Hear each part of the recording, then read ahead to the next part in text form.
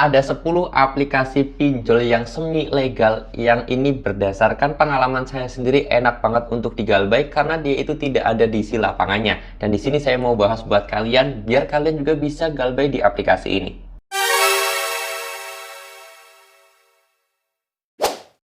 Assalamualaikum warahmatullahi wabarakatuh teman-teman semuanya. Pada kesempatan video kali ini saya ingin membahas atau ngasih informasi tentang aplikasi pinjol semi legal. Sebenarnya apa sih yang dimaksud semi legal? Di sini saya mau kasih tahu terlebih dahulu ya buat teman-teman semuanya. Dalam artian semi legal itu adalah aplikasi tersebut terdaftar oleh OJK dan surat izinnya pun tersedia di OJK, tetapi dia itu tidak mempunyai DC lapangan. Dan kalau dikatakan masuk slik atau tidak, itu sebenarnya ada yang masuk, ada yang juga enggak. Karena sekarang itu sebenarnya kita nggak berpatokan pada slik, kita berpatokannya pada Pusdafil. Apa itu Pusdafil? Pusat Data Fintech Lending. Karena semua pinjolan itu nggak masuk ke slik OJK, tapi masuknya ke Pusdafil. Tetapi intinya itu tidak ada di lapangannya. Yang mana hal ini enak banget kalau kalian itu pengen galbay tapi takut terhadap yang namanya DC. Lalu kemudian juga pencairannya itu lebih besar daripada pinjol-pinjol yang ilegal, teman-teman, tentunya ya.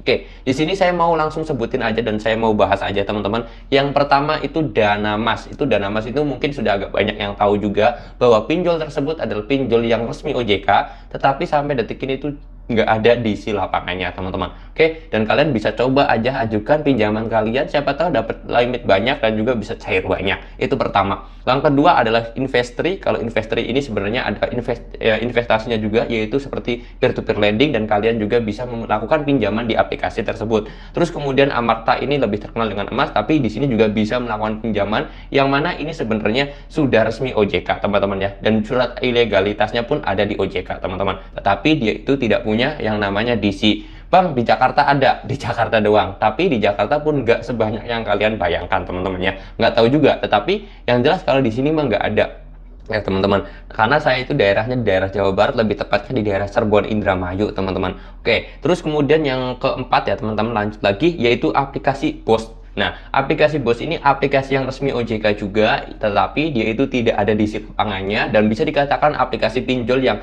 jarang banget orang ketahui. Akhirnya ya limitnya juga pencairannya itu bisa besar dan juga tidak ada di lapangannya. Terus kemudian selanjutnya yaitu yang kelima adalah Toko Modal. Kalian bisa cari aja di Google Play Store langsung ya, Toko Modal. Kalian cari, kalian download, dan kalian silahkan coba mengajukan limit, dapat berapa kalian coba tarik, dan tidak ada di lapangannya.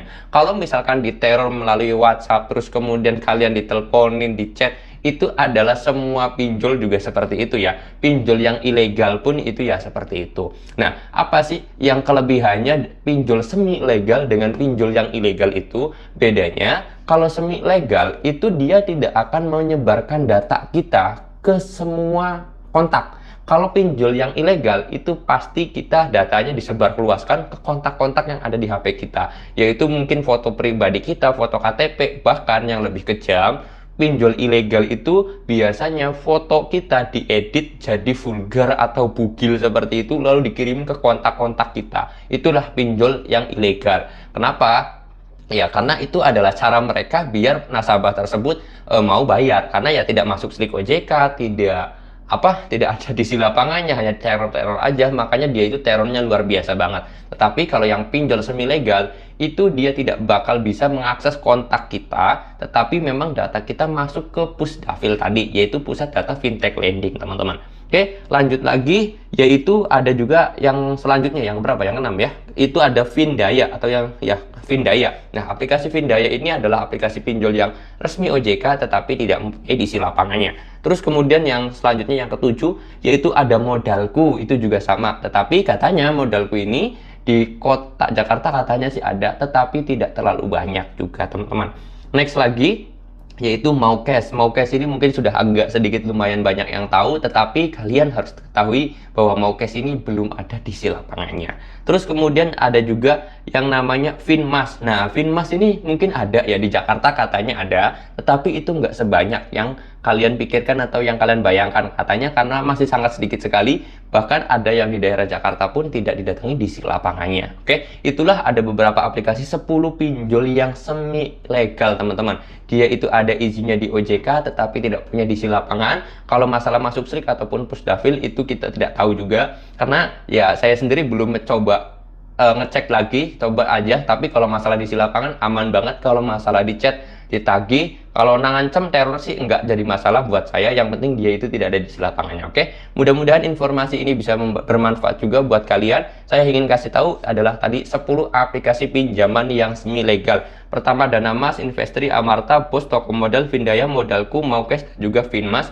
Itulah beberapa aplikasi yang tadi saya sebutkan. Oke, saya tutup dulu video ini dengan kata Assalamualaikum warahmatullahi wabarakatuh.